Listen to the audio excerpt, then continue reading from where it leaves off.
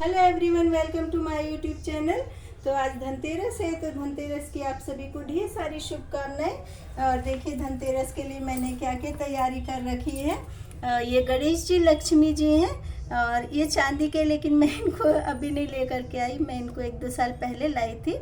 और ये कुबेर हैं, गणेश जी हैं, लक्ष्मी जी हैं। और ये मैंने ना चांदी के गिलास में ये चावल रख रखे हैं। और ये मैं कृष्ण जी लाई थी, जो कि मैं शॉर्ट वीडियो पर बता चुकी हूँ। और ये गाय है। और ये मैंने पूजा के लिए धनिया रख रखा है। और ये 5 हल्दी की गांठ है। और मैंने पहले भी बताया कि सीजनली फल फ्रूट ज़रूर रखते हैं और नारियल ज़रूर रखते हैं। और बहुत सारे लोग ऐसे हैं जिनको कि धनतेरस की पूजा विधि नहीं पता है, लेकिन ये कोई ऐसी बात नहीं है कि यदि नहीं पता है तो बहुत ज़्यादा टेंशन लेना या सोचने लगना कि मुझे पूजा के बारे में नहीं पता। क्योंकि ऐसा कई बार होता है कि हम लोगों को भी ऐसी बहुत सारी बातें नहीं पता होती हैं जो कि आप लोगों को पता है। तो धनतेरस की पूजा करने के लिए 13 दिए जलाए जाते हैं।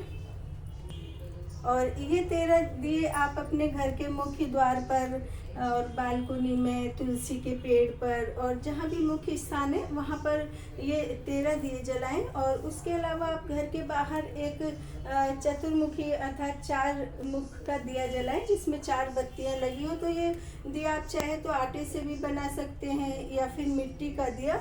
और ये दिया जब आप जलाते हैं ना, तो आपके घर के जितने भी मेंबर हैं वो यदि घर के अंदर आ जाए ना, तभी इस दिए को जलाना चाहिए। और यदि आपके घर के अंदर कोई आपके घर का सदस्य नहीं आया या फिर आपका घर का आस पड़ोस ऐसा है कि दूसरों के मुख्य द्वार भी आपके घर के दरवाजे के पास है, तो ऐसे स्थान पर दिया नहीं जलाना चाहिए। क्योंकि हमको कोई भी ऐसा प्रयोग नहीं करना चाहिए जिससे कि कोई नुकसान हो।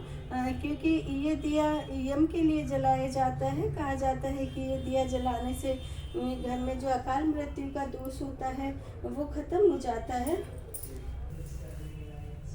और मैंने ये जो चांदी के गिलास में चावल रखा है, जल रखा है, और ये धनिया है, 5 गठान हल्दी की है।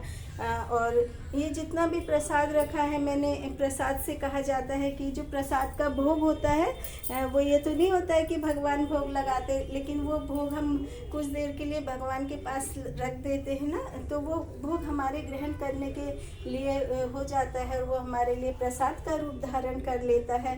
तो जैसे आप अनाज रखें, चावल वगैरह रखें, यदि आप अपनी पूजा के स्थल पर जो भी वस्तु रखते हैं तो उस वस्तु का आपको खुद ही प्रयोग करना चाहिए। और ये जो हम गेहूँ वगैरह, चावल वगैरह जो भी हम पूजा के स्थान पर रखते हैं उससे हमारे घर में धन समृद्धि वगैरह आती है। और ये कोई ज़रूरी नहीं है कि धनतेरस हो या कोई ऐसा त्यौहार हो कि जिसमें आभूषण लेना बहुत ज़्यादा ज़रूरी होता है। क्योंकि सबसे ज़्यादा जो ज़रूरी होती है वो घर की शांति होती है, घर की सुख समृद्धि होती है।